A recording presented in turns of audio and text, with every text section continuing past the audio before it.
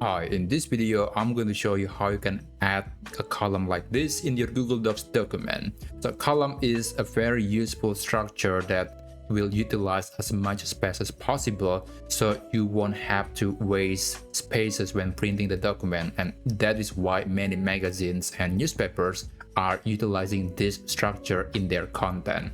So let me show you how you can use this in your document. Alright, I have this traditional looking document with multiple paragraphs, but there is no column. To apply column, you must first select the paragraph. You can select the entire document, or you can also select multiple paragraphs that you want to apply the column. For example, I'm going to turn the first paragraph into 2 columns. So I'm going to select the paragraph and then go to format, navigate to columns, and then you can select either 2 or 3 columns. The 3 columns is the maximum because you cannot put 4 or more columns simply because it would cramp the text together and making them difficult to read. So 2 and 3 are your only options. Okay, I'm going to click 2 columns. Now this paragraph has turned into 2 columns. I will also do the same for the next paragraphs, but this time around it's going to be 3 columns.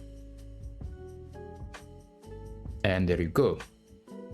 To make them a bit prettier, I'm going to change the alignment setting for these columns.